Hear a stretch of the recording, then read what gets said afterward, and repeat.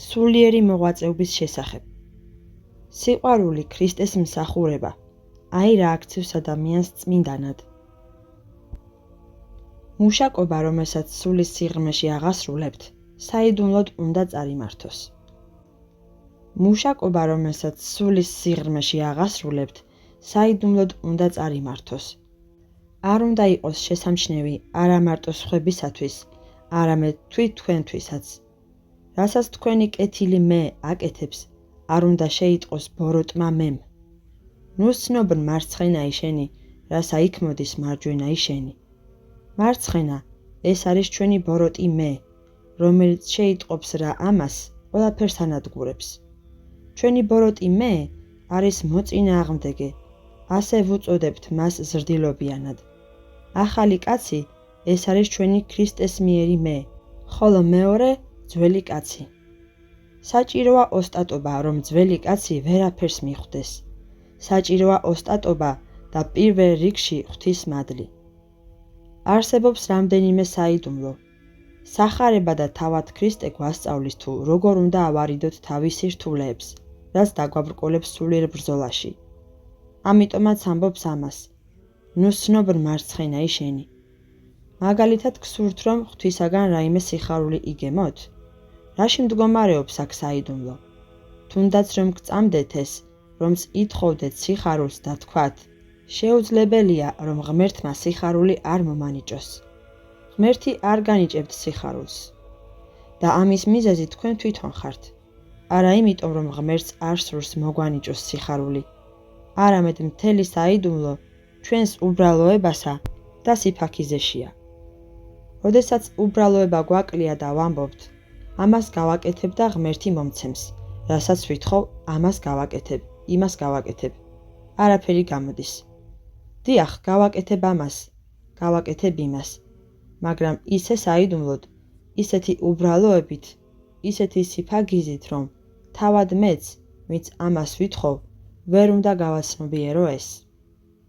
ყველაფერი უბრალოდ და ფაქიზად გააკეთეთ.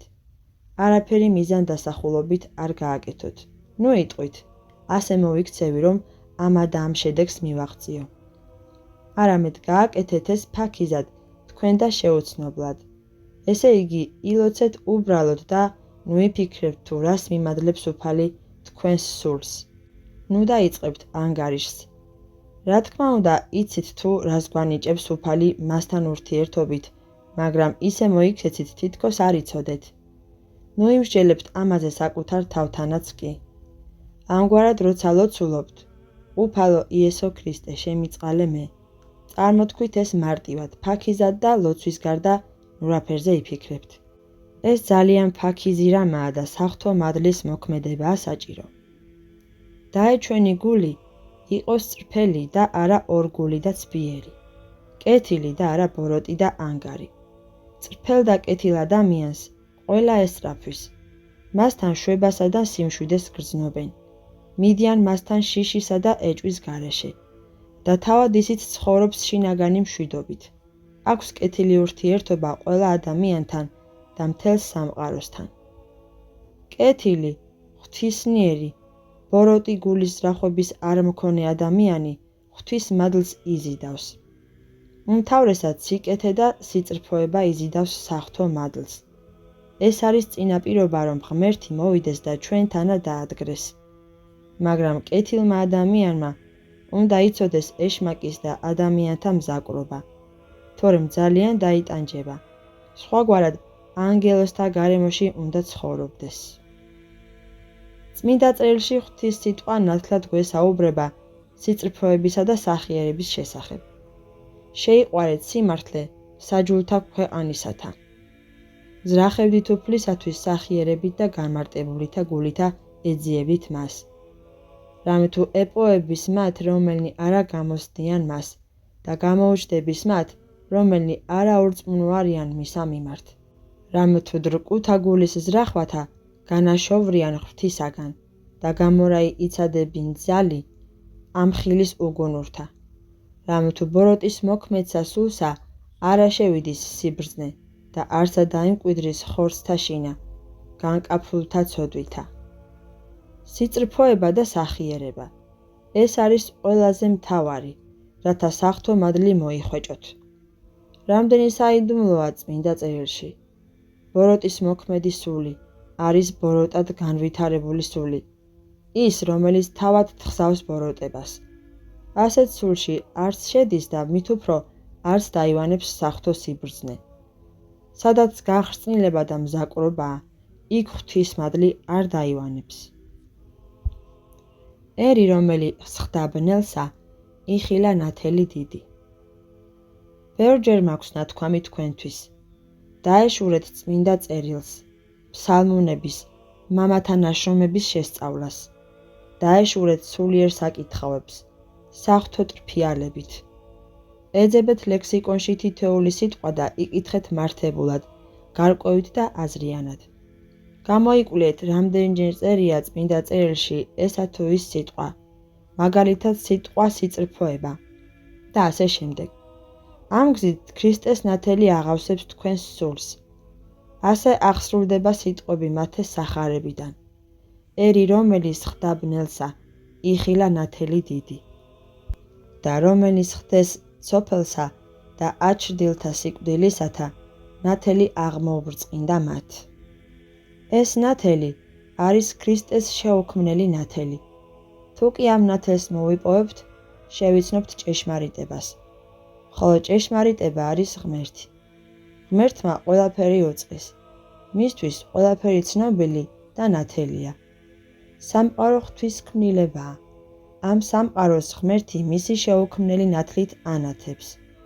ღმერთი თავად არის ნათელი. ის არის ნათელი, რადგან იცნობს საკუთარ თავს. ჩვენ არ ვიცნობთ საკუთარ თავს, ამიტომაც ვართ ბნელში. როდესაც მივცემთ საშუალებას ნათელს, რომ აღგვავსოს, მაშინ გვექნება ზიარება ღმერთთან. თუ ეს არ მოხდება, მაშინ გვექნება სხვა ნათელი, სხვა უამრავი ნათელი, მაგრამ არ გვექნება ჭეშმარიტი ნათელი. როდესაც ქრისტესთან ვართ შეერთებულნი, ის გვასხივოსნებს. ქრისტე თითოეულ ჩვენგანს უძღვნის დიდ ნათელს. ნეტავ შევიწყნაროთ ეს ნათელი. მაშინ რწმენაშიც უფრო ღრმად შევალთ და მოხდება ის, რაც წერია სოლომონის სიბრძნეში. გამოუჩდების მათ, რომელნი არაურწმუნო არიან მისა მიმართ. მათ, რომელთაც უჭირთ, ირწმუნონ, ეჭვი აქვთ, ეცილებიან, ყველაფერს ლოგიკურად სჯიან და არ არიან გახსნილები ღმერთთან. ღმერთი არ ეცხადება. ჩაკეტილ სულებში ღმერთი არ შედის. არ აიძულებს, არ იყენებს ძალას და პირიქით, მათ, რომელთაც აქვთ წრფელი სარწმუნოება და არ მერყეობენ, ღმერთი ეცხადება და ანიჭებს თავის შეუქმნელ ნათელს.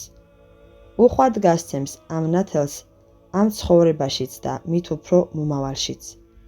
მაგრამ არ გეგონოთ, რომ აქ ყველანი ერთნაირად ხედავენ ჭეშმარიტების ნათელს. თითოეული ადამიანი მისი სულის კვეთების, ცოდნის, სულიერი მდგომარეობის შესაბამისად ხედავს. გაიგეთ? მაგალითად, როდესაც ბევრნი უყურებენ სურათს, ყველას ერთი და იგივე გრძნობა როდი აქვს. ასეა საღვთო ნათელიც.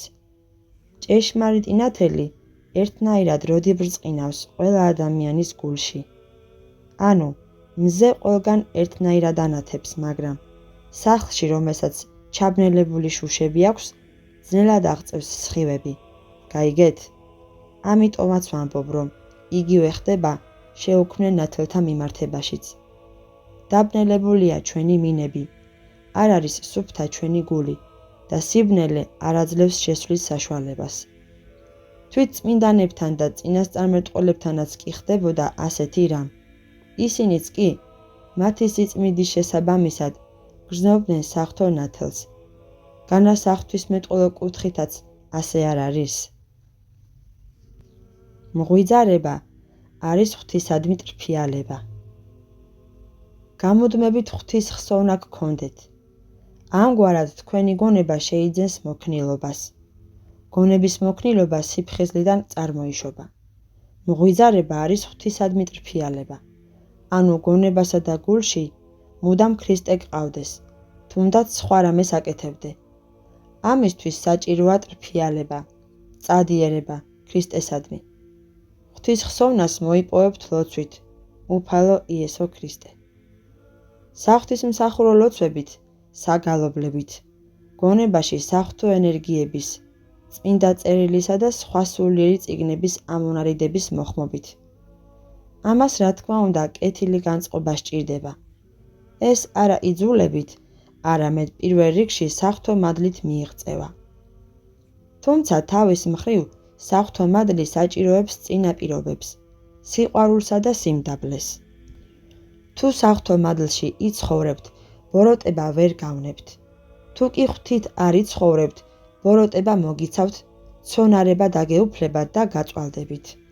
როდესაც მცონარებას ხედავთ, ესე იგი ადამიანი სულიერად ვერ არის კარგად. ხშირად როცა ჩვენ ვხედავთ წყნარ, მდუმარე, ასე ვთქვათ თავაზიან ადამიანს, ვამბობთ მასზე, ძალიან კარგი, წმინდა ადამიანია. მიუხედავად ამისა, შეიძლება ის ინერტული ადამიანი იყოს.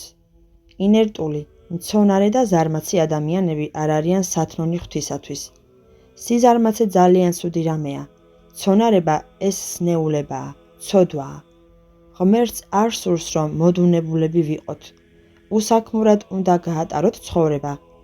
დამავიწყდა ამის გაკეთება, მაგალითად კარის მოხურვა, როდესაც ოთახიდან გამოვედი. რას ნიშნავს დამავიწყდა? უნდა გაიხსენო, ყურადღებით უნდა იყო. მაშინ როცა ბევრი მცდელობა, მოძრაობა, შრომა, აქტიურობა, ეს სათნოებებია. ფიზიკური შრომა ღვაწლია, სულიერი ღვაწლი. რამდენადაც უყურადღებონი იქნებით, იმდენად დაიტანჯებით. და პირიქით, რაც მეტად ღვთისმოშიშნი და ყურადღებიანი იქნებით, იმდენად ბედნიერნი. წმინდა მთაზე, ჩემი სენაკის კარებს ძველი სახელური აქვს. კარი რომ გააღო, სახელური უნდა ჩაწიო. ეს კი დიდ ხმაურს იწვევს. ყოველთვის როცა ვინმე მოდიოდა და კარს აღებდა, სახელური ხმაურს გამოსცემდა. ჭრიჭ. 100 მეტრის მანძილიდან ისმოდა ხმაური. არ შეეძლოთ ხმაურის გარეშე კარის გაღება. თუმცა ეს ადვილი საქმე იყო. მე ვუჩვენე და მათ სცადეს, მაგრამ შემდგომში ისევ ხმაურით აღებდნენ. ასეთ რამეებს ჩვენ მარტივად ვუყურებთ, მაგრამ ამას მთელ ჩვენს ცხოვრებასთან აქვს კავშირი. რამდენადაც ვუახლოვდებით ღმერთს, იმდენად ყოველგვარი მისწრაფების გარეშე ყურადღებიანები ხდებით ყველაფერთან მიმართებაში და ასევე სულიერებაშიც. ზრუნავთ რა თქვენი სულისთვის, ღვთის მადლით უფრო გონიერები ხდებით. გიშრომიათ ცხოვრებაში გულის სრახვების გარეშე. ღვთის მადლი გიფარავთ და აღარ უშვებთ შეცდომებს. ქრისტიანი არ უნდა იყოს მოდუნებული, არ უნდა ეძინოს. სადაც კი წავა, ლოცვითაც და წარმოსახვითაც უნდა დაფრინავდეს. მართლაც, ქრისტიანს, რომელსაც ღმერთი უყვარს, ძალუც იფრინოს წარმოსახვით, იფრინოს ვარსკვლავებში, უკიდეგანო სივრცეში, საიდუმლოებებში, მარადიულობაში, ღმერთთან. შეუძლია რომ სათანფრენი გახდეს. ილოცოს და ლოცვისას შეიგრძნოს, რომ ისიც ღმერთი ხდება მადლით. გახდეს ბუმბულივით მსუბუქი და აზრებით იფრინოს. ხოლო მისი აზრები, ეს არის ცარიელი ოცნება. როდესაც ვამბობთ ფრენა, ეს ოცნება ან ფანტაზიურობა როდია, არამედ რეალობა. ქრისტიანი არ ცხოვრობს ღრუბლებში, როგორც ამას ჩვეულებრივ ამბობენ ხოლმე. ის აღიქვამს სინამდვილეს და ცხოვრობს ამით. ითვისებს, რასაც სახარებაში და მამათა ნაშრომებში კითხულობს. ცხოვრობს ამით, დაწვრილებით უღრმავდება და გამოცდილებით შეიგრძნობს. ხდება ფაქიზი, მიმღები ღვთისგზავნილებისა. როდესაც ადამიანი სიკეთის ტყვე ხდება, წყდება ცოდვა და სუფევს ქრისტე. ჩვენში ორი სამყარო არსებობს, კეთილი და ბოროტი. ორივე ერთი და იმავე წყაროდან იღებს ძალას. ეს ძალა ბატარეას გავს.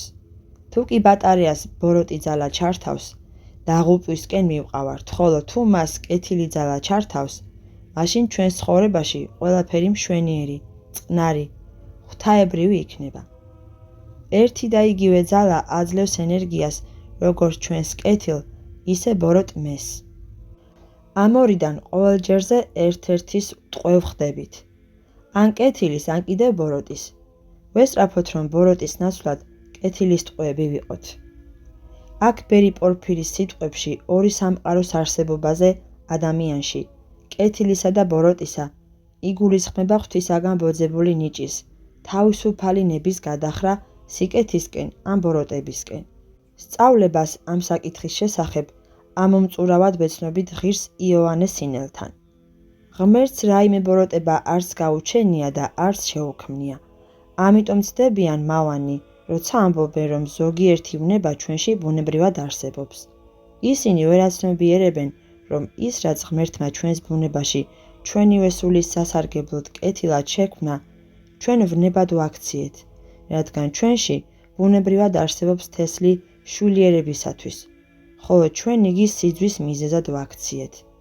ბუნებრივად არსებობს ჩვენში მრისხანება, რომელიც ეშმაკთა საწინააღმდეგოდ მოგვეცა, ხოლო ჩვენ მოყვასის მიმართ ვიყენებთ მას. ასევე არის ჩვენში ბუნებრივად შურიც, რომ ვიყოთ მოშურნეები კეთილი საქმეებისთვის, ხოლო ჩვენ ამას ბოროტებისთვის ვიყენებთ.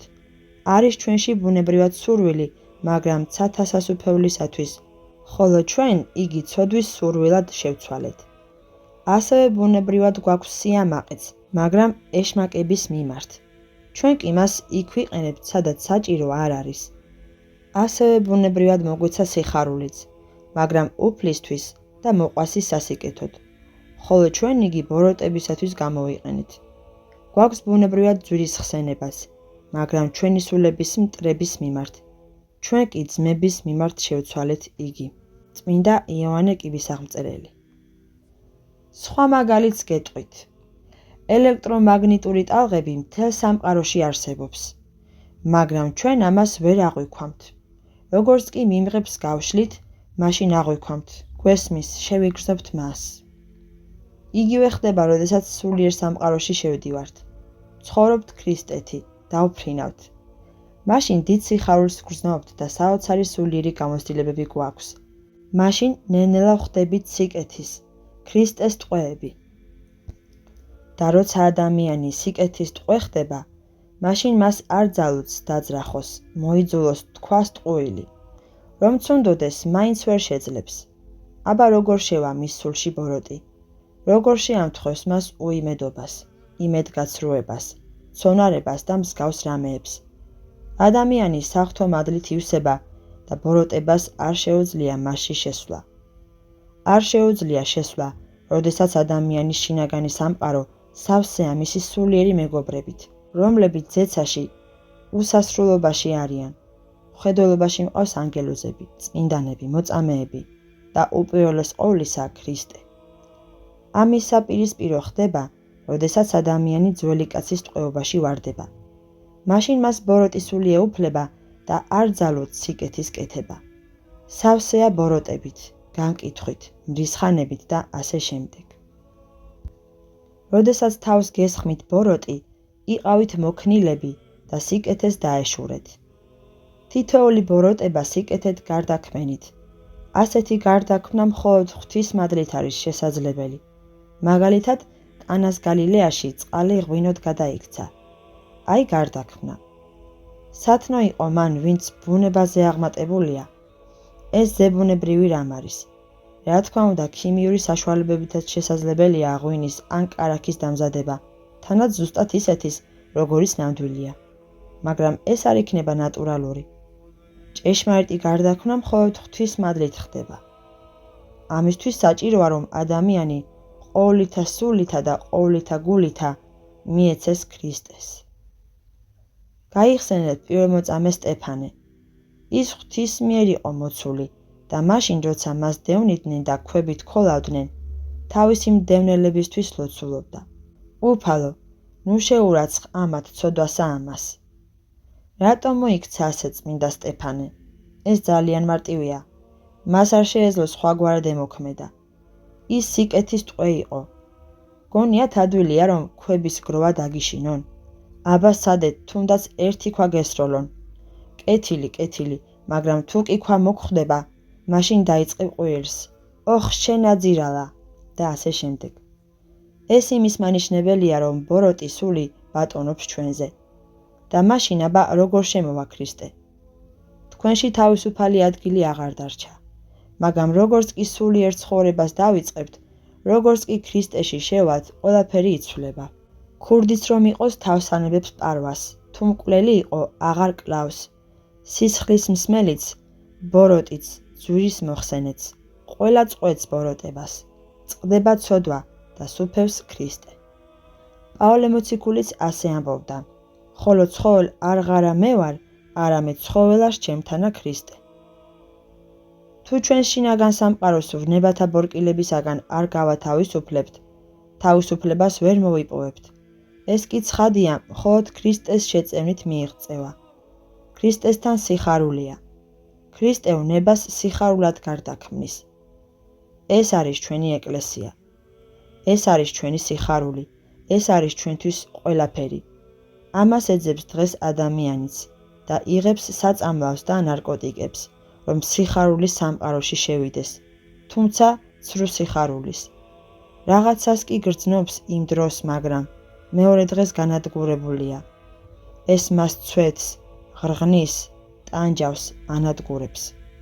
ღვთისადმი თავდადება კი აცოცხლებს ადამიანს, ანიჭებს სიხარულს, აძლიერებს, ადამიანი სიდიადეს განიცდის და ტკბება ცხოვრებით.